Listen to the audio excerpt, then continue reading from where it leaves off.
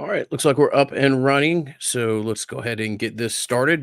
Bud is not with us tonight. It'll just be a solo episode of the Nullcast. You may see a couple of those slightly more frequently than you have in the past, just because of our schedules and some obligations that we have. And there's some subjects that are better covered by myself, and some better covered by Bud. A lot of things better covered by Bud. So look forward to Bud returning. As always, we want to thank all the sponsors who make podcasts like these possible.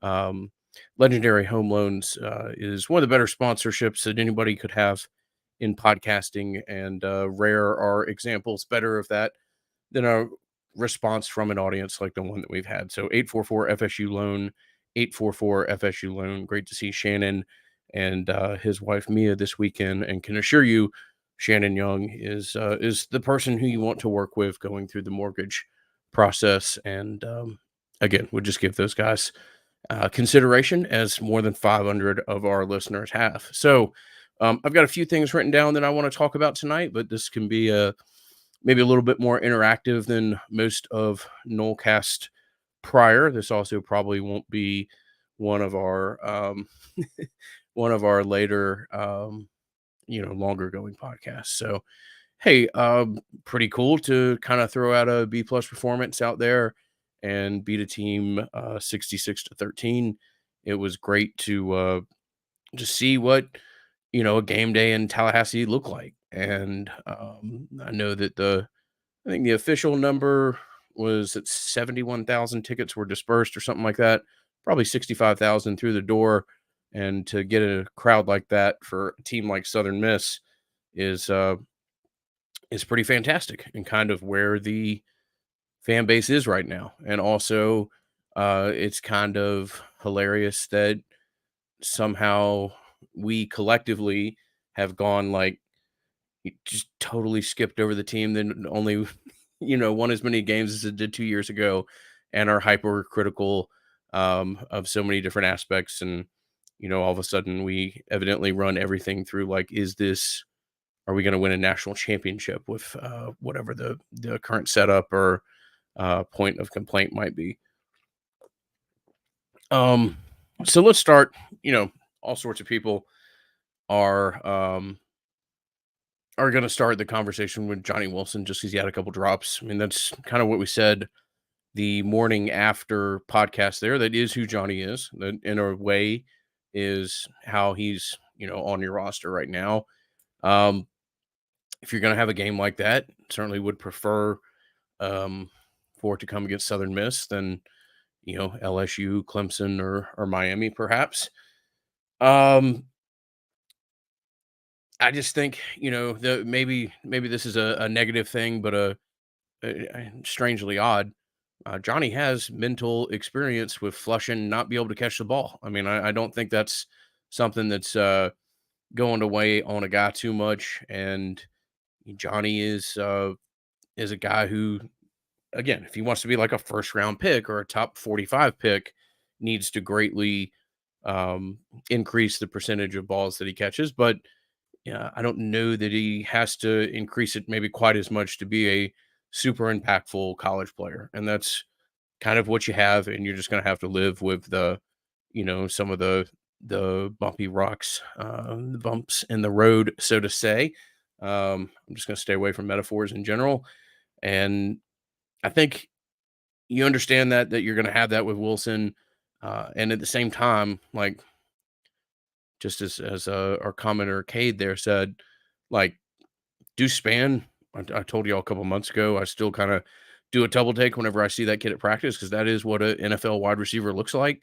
And that is a kid that is getting much more accustomed to and comfortable with a position and is making plays. Darian Williamson is almost like maybe like an unknown piece of dynamite to this fan base. I mean, Darian Williamson has just been written off kind of because of injury and injury history, but that's another long, tall, potentially elite wide receiver prospect. And if that's what you're going to continue to see from him as he comes online, and then Winston Wright, man, I there were times where I wasn't sure he was gonna be able to, one I mean, look, we're not gonna make too much out of a moment on a kick return, but he was also very good in the LSU game, and that's I can't I mean, y'all know, but I can't undersell how hard that kid's had to work to come back to recover from that, that horrible injury that, was no fault of his own. So, um, great to see some of the comments in the chat here. Fantastic that some of our listeners received their Battles End membership cards today. Certainly happy and appreciate you guys joining that, and know the impact that that makes on Mike Norvell's ability to climb, and as this program's ability to be competitive. So really appreciate that. Winston Wright, just happy and thrilled for the guy. And I know he didn't take it to the house or whatever, but just to see some of the stop start in that and him be able to accelerate like that is, I don't know if he's 100% back. Maybe he um, is 95% back. And that was really good to see. So I think the wide receivers in general, yes, Johnny's dropped a couple balls, but you got to be really happy with where the wide receivers are. Van Darius Jacobs comes on and is getting some nice play. And I know the stat sheet might be limited, but like internally, I don't think you could be any happier with where Hakeem Williams is right now. He is the light sure looks like it's come on. And I hate to even use that phrase because it sounds like, he maybe wasn't working hard or something. No, BS, dude. He's just, these kids are from high schools where maybe there's not a fully developed route tree. Maybe there's, some really great coaching in some aspects. And I'm not saying anything about Hakeem's coaches. I'm just saying these kids don't show up as finished products, and they've got to adjust to the speed. They've got to adjust to the demands on their time. And if this is how quickly Hakeem Williams is scaling up, then holy, like the ceiling is, that's going to be a fun ride to watch. But Guy is, got a nice little catch there early in the game, and I know so many people watched that Rodney Hill run in the LSU game where he ultimately finishes it so strong and runs through a gentleman that was so hype in pregame. But you go back and watch that, and more what you start to look at is that number 8 is downfield just bodying people, and he did that. He did that an awful lot against Southern Miss as well. So Hakeem Williams, I think you can be really, really thrilled as to the trajectory as to where that young man is, and credit to the offensive coaching staff for the job that they've done at wide receiver, because there's an awful lot of pieces there to be really, really excited and optimistic about. Want to thank our friends at Prize Picks. Um, I know that this is more like Bud's area of expertise, but I can tell you just from last year when I did Prize Picks, I thought kind of weeks 3 through 5 were some of the best opportunity to really have a lot of fun with it, to expand your knowledge of the broader college football scene. And also, you don't have quite as good data points. People overestimate and I guess, over fluctuate from week to week. And at the same time, you can start to get an idea as to where there's some real issues. And we always talk about correlating, uh, picks here. You can try to find an offense where maybe you feel real comfortable about a quarterback and a wide receiver or something like that. I'll be interested to see Bud's opinion once he gets back on this, but um, can assure you there's some West Coast teams in particular that I think I've started to get a better feel for just from looking at the first 2 weeks, and will be very reflective of that in any Prize Picks cards that we put out coming out. But again, prizepicks.com, coupon code NOLCAST, get $100 back on your initial deposit. And it is nothing but a enjoyment multiplier, at least for me, for college football, and helps to have a broader idea as to kind of what's out there in the college football landscape. Yeah, so Colin writes that he loved Jarian's pick six. No, man, I've mentioned that before. I don't know that there's a kid that I've been as incorrect on in quite a while as the young gentleman from Mississippi. Great dude, great asset for the program. Mike Myrick, as are you, the most dedicated YouTube commenter I've ever seen out there. Great to hear from you, my man, and I appreciate you joining us. Um, Jarian's a good dude, great program, a guy, great locker room guy, and my understanding is like one of those guys that if you have um, a recruit that you want to have a positive impact on, it's not uncommon for Mr. Jones to get picked with him, and it was great to see him have the night that he did, and great to see him get that pick six. To circle back to the offense, wide receiver play, we've talked about running back. I think you can just be really, really confident about what you have there. And it was great to see Keziah Holmes have the run that he does. That is a guy. I mean, look, they're deep. CJ Campbell's a really solid running back as well, and we know what Toafili and ultimately, I think the expectations internally are that Rodney Hill's gonna be really, really good. And this dude named Trey Benson ain't all that bad either. So the running back room is really, really impressive, and I think something that will be interesting to see how they manage that because there's so many different guys that are kind of multi-talented. You're going to have to get snaps too, and at the same time, this offense is so dynamic. I just don't know. Um, it's just going to be fun to watch how they do that, how they handle it, and the roles that these guys play. But I will give the position coach there, Coach Yak, a lot of credit.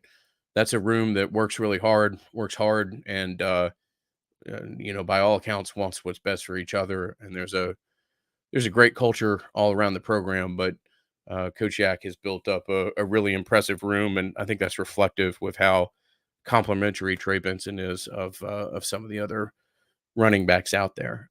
To get to quarterback real quickly, um,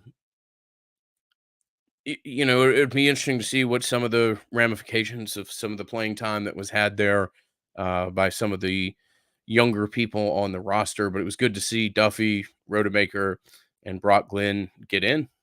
Jordan Travis continues to be Jordan Travis. Obviously victimized by some break the rod prediction. Yeah, we can work that in. That's a good suggestion. Um, victimized by some drops was Jordan Travis. I still don't think we've just seen like the Jordan Travis that I saw at a couple practices where the ball just doesn't really hit the ground. And I mean that's a good thing. That's a guy who if he goes up and the game where it clicks, so to say, is the game in in the upstate of South Carolina. Uh, Jordan will be as hot a commodity nationally as probably anybody out there, and it's nothing but compliments when I say that I think you've just kind of seen a B grade performance from Jordan so far. Um, the top end is there. The top end is going to be hit, and when it is, I'm legitimately fascinated to see what this offense looks like. Uh, want to thank the great people at Congruity. We've been fortunate to work with Congruity for 4 years. Talked with a couple different people about them this week, just as to what our experience has been like, and it's the same thing that I say on this podcast all the time. It's a white glove level of service from Matt Lewis and his team. Can't recommend Matt highly enough. CongruityHR.com is the website, and again, I've worked with him on multiple different projects and can assure you that whenever I get the chance to work with Matt and his team, I jump at it and have done so very recently. So I just wanted to talk kind of openly, real, I guess from a broader level, and just I don't know if it's a suggestion, but okay, so let's say Florida State goes and beats Clemson and continues to rattle off wins that kind of it looks like how it's going to play out. Um, you can all be fans, and we're all going to be fans, and everybody, has their fandom expressed differently and how they want to go about it. Is certainly not for me to tell anybody how how to be a Florida State football fan, but I'm a little bit hesitant. Like, are we going to micro analyze every aspect of every game and bemoan that might not be national championship level? I don't know that we're quite there yet as a program. And again, you guys can experience this year, however you may see fit. But that would seem a little bit premature to me. And if that's how you want to do it, and you can still look at me in the eye and say like, yeah, I'm enjoying this season. Of course I am. Then that's great. But like, let's just remember, let's just go back and randomly listen to a Nolecast or On the Bench or Jeff Cameron show from 2019 and remember what where we were not all that long ago, or 2020, um, where you got your head coach in his living room watching Miami just pummel you.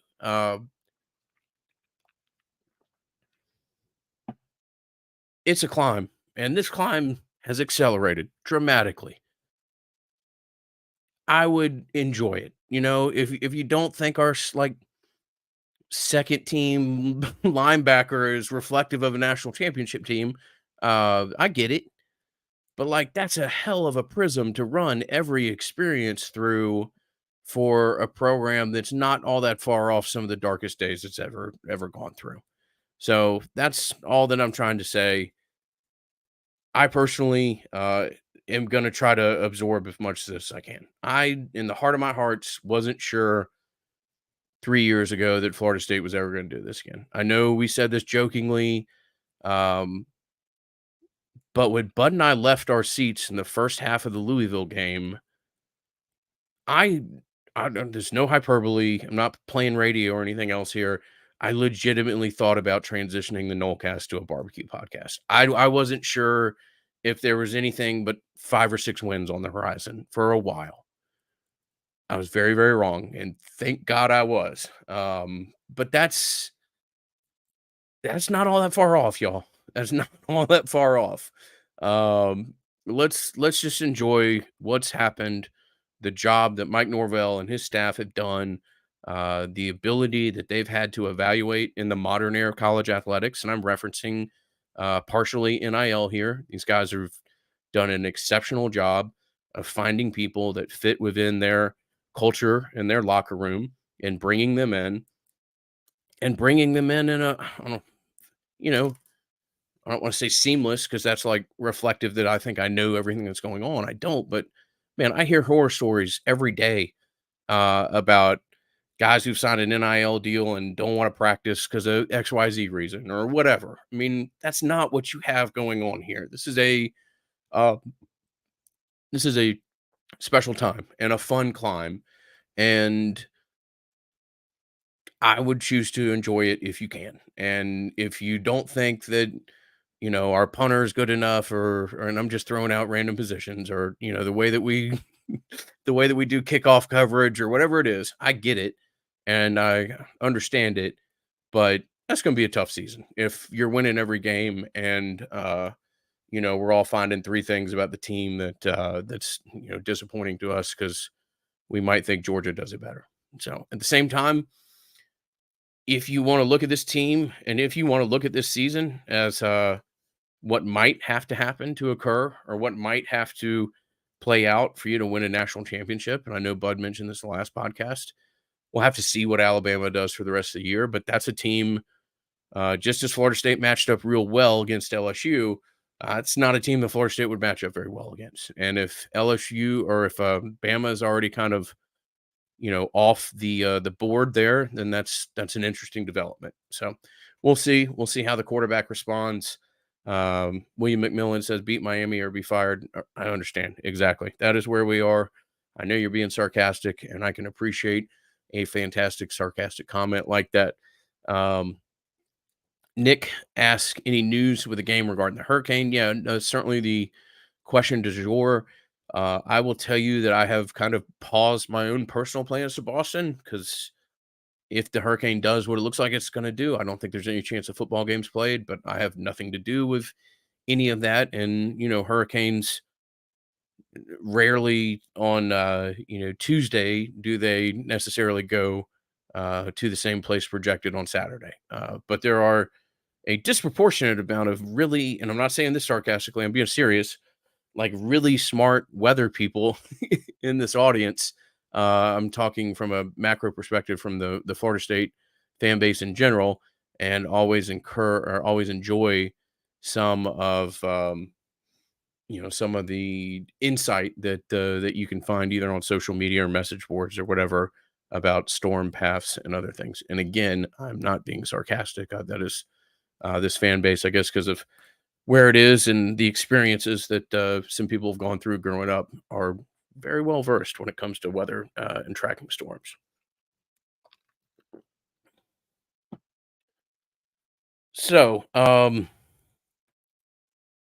interesting work that they've done around the stadium, and the stadium certainly is going to be the site of a lot of work done. If you've looked at some of the renovations that are set to take place, particularly on the west side of the end zone, here starting, I believe, immediately after the last home game this year. Doak is going to be a working site for quite a while, but hey, the LED lights. I don't know if they showed the clip on TV, but I thought the national anthem was really, really cool how they did that. I don't know, like I know a decent amount about LED lights. That's an industry that I worked in for a long period of time. Um, I don't know anything about Florida State's system really. I don't think that was I don't think that was the final product there. I think that was really just kind of a 1.0 beta test. Certainly some of the things that other schools do with touchdowns and stuff like that, I thought was just kind of a small kind of walkthrough. For those that are watching the show tonight on YouTube, what was that? Anton Baum said, like the LED lights need to be brighter, at least on TV. I agree with that, and I'm not dismissing that at all. I would be really interested to see, and Christian Surio says the same thing um, as well. Christian's a longtime great listener of ours and supporter, and great to hear from you tonight. Um, okay, so the all garnet uniforms, and this is not crazy talk. They almost like absorb light. They really do. And if you go and look at um, like how dark the jerseys get, professional, like particularly when you look at like the offensive linemen, like go look at Meech's uniform and look how dark that is. I will be interested to see what the that like that color it does absorb light from a like a TV perspective and other things. I would be interested to see what it looks like with the traditional home uniforms. I also think that some of that has to do with the lights, and I agree perhaps they could be brighter.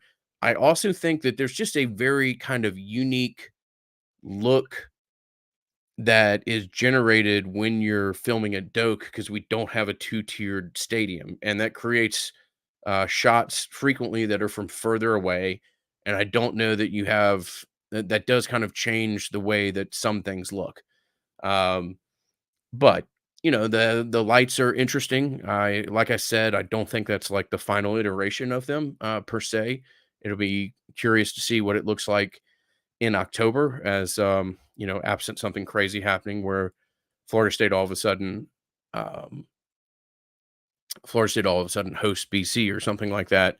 They've got a couple weeks to continue to work on this system, and this system was only installed, I think, like 3 or 4 weeks ago or so. So there were some rumors that I had heard that they might not even pivot to the LED option until after this stretch and bye week. So perhaps they're a little bit ahead of schedule there, and I will be interested to see how that goes. I was encouraged to hear a lot of people say good things about the ticketing that they were able to get in the stadium in a manner that was much faster than had occurred previously. There were a couple bottlenecks at the Florida game last year, if you were there, which was as a European soccer fan, there's been some horrible things that have happened like that when people can't get through an area.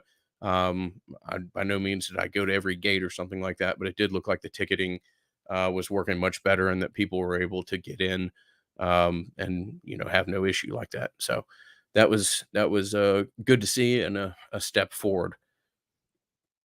Um, yeah, the lights after the TDs. I mean, I know that you either enjoy that or not, and I get it. Um, it is kind of becoming reflective of what's going on a lot all over the the sporting world, and particularly college football as well. I do think that there will be that there's more wrinkles to that, and it's not just, not just that the lights kind of go off and that there's a, single spotlight in the end zone there. Marcus Aurelius says cell phone service was vastly improved as well. Yeah, I didn't notice any difference in cell phone service per se. So I wonder if maybe there's been some improvements there, and I just wasn't on the right side of the stadium or something like that. So yeah, if you guys have any questions, I'll certainly open it up to that, and we can try to be interactive here for a little bit. Do want to thank our friends at Madison Social. Great to see uh, just as many people that go in that place on game day. It's remarkable. Matt and his team do an incredible job, and it's it's just fun to walk by that place on game day and see what a hub it is. And for a lot of people, it is their tailgating situation. And it was so hot on Saturday. I was jealous of people who found a place in Madison Social and could sit there for a couple hours prior to the game. Always want to remind you of Charlie Park, Tallahassee's premier rooftop bar. Uh, Great for us to be able to pair with them. Would highly recommend going by there, particularly on a Friday night if you get in town. Great place right there in the it should have installed tack lights. Yes, Christopher Townsend, a loyal ACC network watcher, obviously. But no, Charlie Park, great place to go in Friday night, have a cocktail or two, and really enjoy one of Tallahassee's unique venues. So fire away with any questions. I'll do my best to answer them. If you want to ask about the Battles In, I don't want to make this a unique or Battles In exclusive by any means, but I'll try my best to answer whatever questions I can. Rabbi Gaines asked, "Do you think the tight end usage has been less than expected?" No, I mean I've been impressed how they've done that. Like I think Bell is a guy that you've got to get a certain amount of touches and opportunities to keep to get that best version of himself. He's had a couple drops, but Jaheim is super unique. I also don't think that you've showed a lot of what's still there. I mean, I think you've got a lot of stuff that you can do with these three guys, and to see Biscuit or Marquise and Douglas make a play like that, and you get to see the like just ridiculous amounts of athleticism on a guy that size. Um, that's a special room as well. I mean, I know this just sounds like me just running around talking about how great every room looks, but um, Morlock's your legitimate number two. I've been impressed by how he's looked, and I think that's only going to continue to grow. I mean, Morlock's a special player that they think they really hit on there, and I'm excited to see what he looks like as he continues to progress. PC or Mac? Yeah, I've got a PC as far as my working computers. Um, so Big Daddy, this is an interesting question. So, has seeing how the sausage is made as well, head of the best club now. Let's just, I appreciate that. Okay, so how seeing how the sausage is made as part of a collective hampered or changed how you view CFB as a fan? Always curious about that.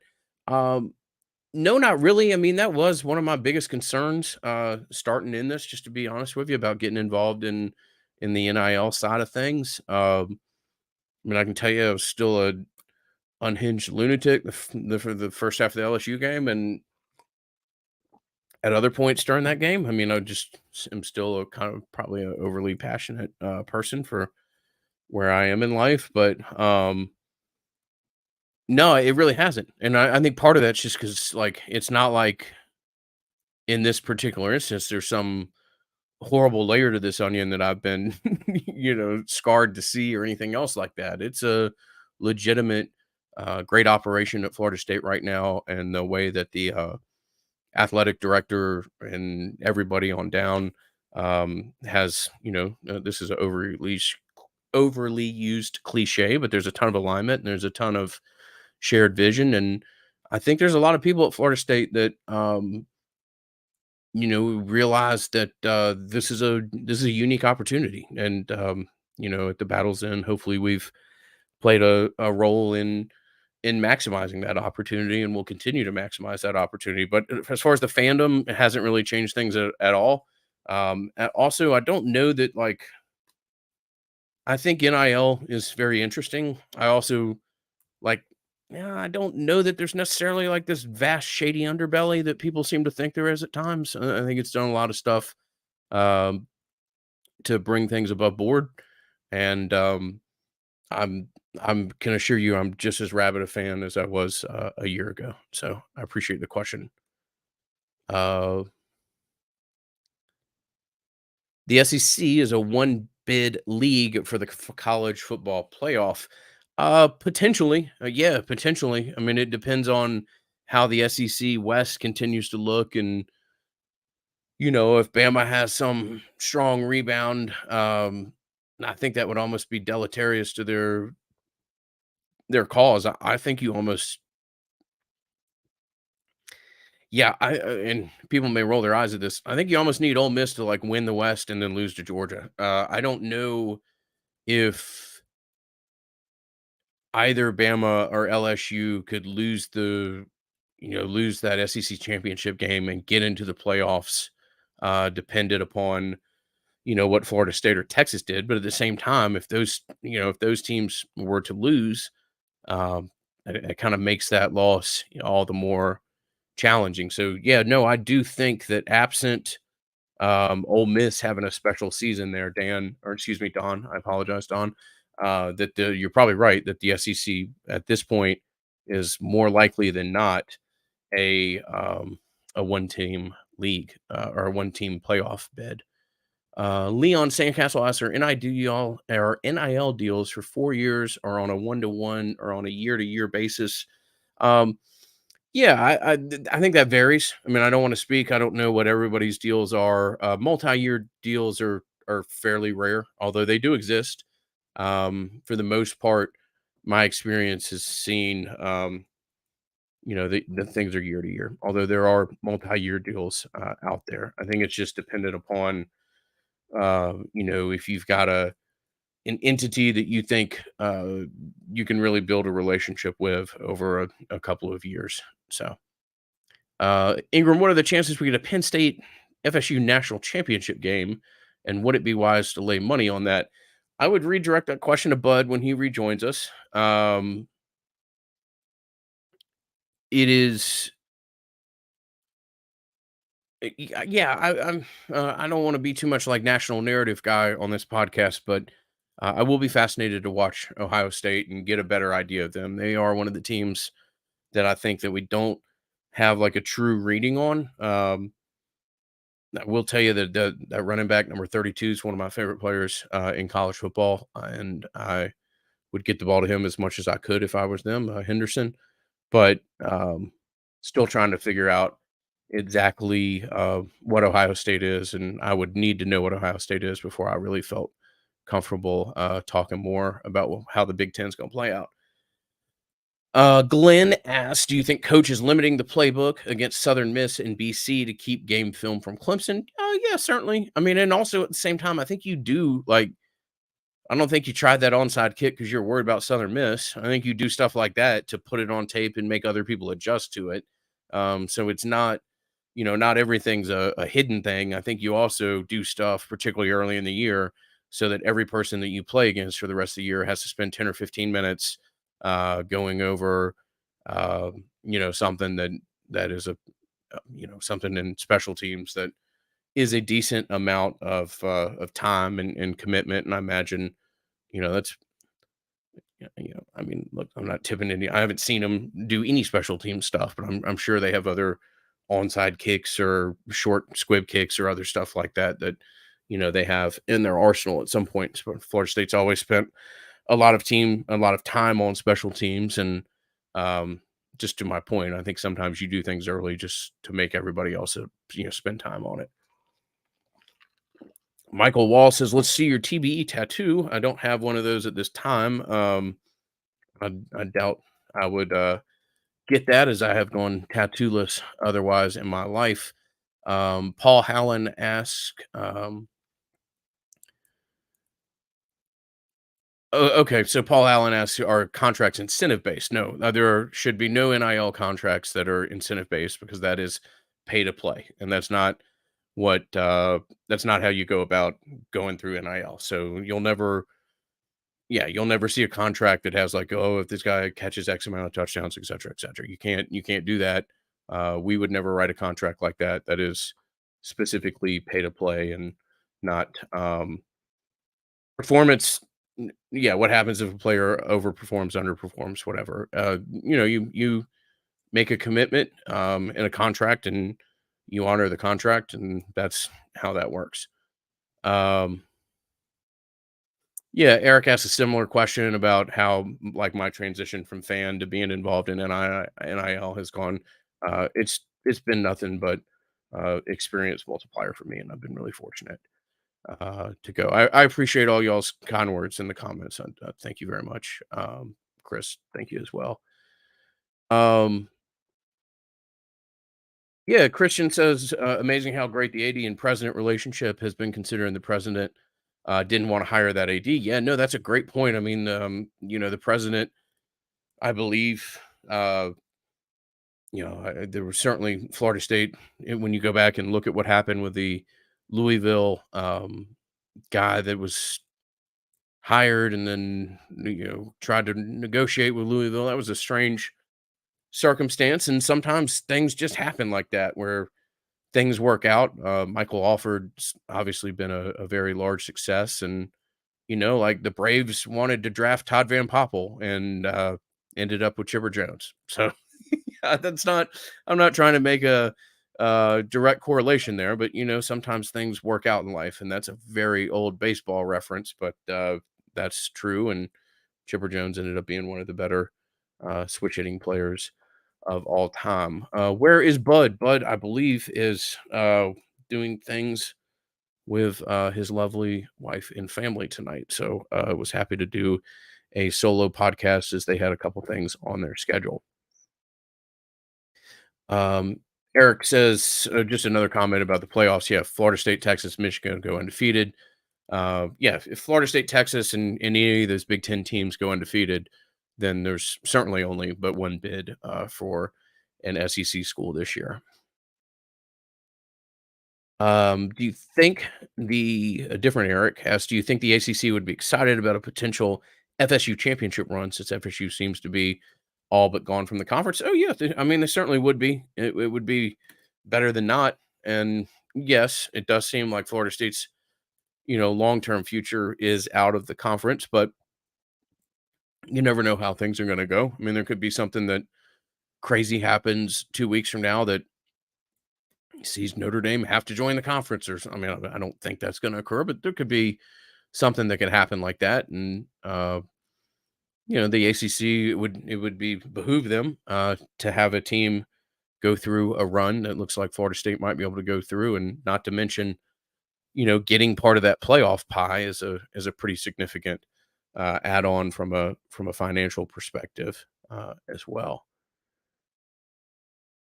Uh, let's see here. I would definitely use Deuce Span more with reverse runs and option to pass. Yeah, I mean, and that's another thing. You put that on tape in game one, and Deuce is just a different level athlete, man. I mean, he's a guy that we heard about from some people in the Big Ten that their opinion of him was that if he fully wanted to focus on being a wide receiver, that he had the potential to be a first round pick. Now, we'll see if that comes to fruition, but that is reflective on just the raw athlete there, and you get to see it in some of these plays, particularly some of these some of these longer developing, run plays, whether it be reverse or a screen play like against LSU where the guy runs, probably 60 yards before he throws a pass. Deuce is just different, and he appears to be, scaling up and starting to grow at a rate that maybe could make some of those lofty projections more likely. Do want to thank our friends at Home Field.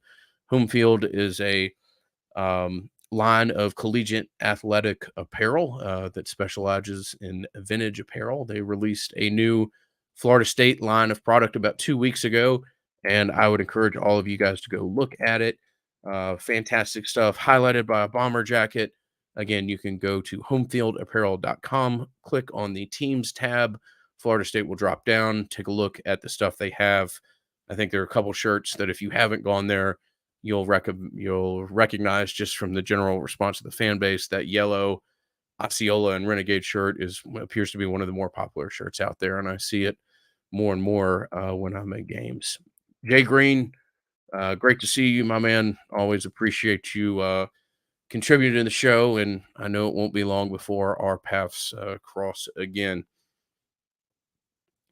Let's see.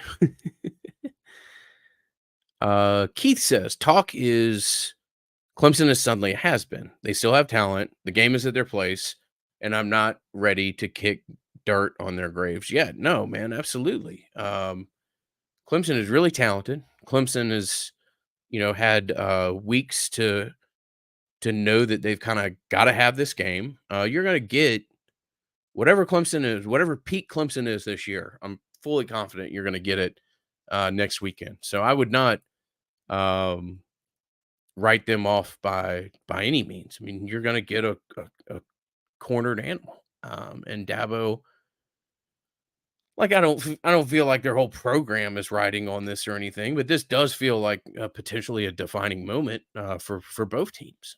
So I think Clemson has never been like a recruiting monster from an overall perspective. Now, certainly they've had pipelines and position groups, and at one point had a literally what appeared to be a production line of just 6'4" monsters at wide receiver. Uh, maybe a you know overly wordy way of saying that they've still out recruited you over the past 3 or 4 years. They've got unique special talent. It doesn't It appears as though there might be a little bit of a consistency issue with some of um, that talent, but no, I mean, you're gonna get like, look at the way Alabama always, or look at the way Texas A&M always plays Alabama. That's like a program that's a team that can lock in, be fully focused, and you get their best performance from. And I guess that's what I'm saying. What I think you're going to get from Clemson next week. So noon games suck, as our great friend Matt Thompson says, and has a lovely hat that's reflective of the expression. That's really disappointing. I mean, I'm going to the game, and I realize that for some, noon games is great. I just that's a toughie, and I know it was great to see, or for some it was great to see Clemson lose to Duke on Monday night, last Monday, or 2 Mondays ago, whenever it was. But that didn't really do you any favors. If you are the team that you think you are, you would want this to be the top of, what would that have been, like a 3 versus 6 matchup or something like that at this point. Um, like conference realignment doesn't fluctuate on a week by week basis, but that doesn't do you any favors to have one of the biggest brands in the conference lose in week one. Again, I think that's water under the bridge. I think what will happen at this point in that, but that's not.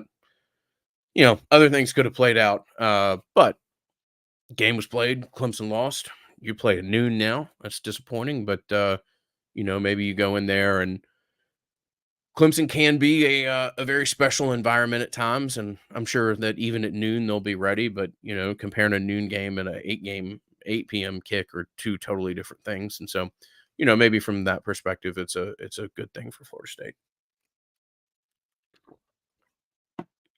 So, yeah, a couple other questions from a TB perspective. I'd rather just pass on. I think there's a lot of assumptions there that just aren't true, and probably better for me to not jump into. So I think that's everything that I have for tonight. I don't see anything else on the list here. Ended up doing 45 minutes, so appreciate all of you who joined live. Thoroughly enjoyed trying to get to as many questions as I could, and really some great questions at that. So, as always, want to thank our Patreon supporters as well for what they do and the extra support that they provide the Nolecast. But we'll have Bud back. I think we're probably recording tomorrow night or Thursday night, and we'll have a preview out for the BC game, assuming it is going to occur. Oscar, that's a good question. If you want to DM me about the European soccer question on any form of social media, I'd love to engage with you on that. So, thanks again for watching. Thanks for the support that you guys have given our sponsors over the years. Thoroughly enjoyed it. Bud will be back in the next 24 to 48 hours, and we'll have another Nolecast out for you then. Until then, thanks. Go Knowles. Talk soon.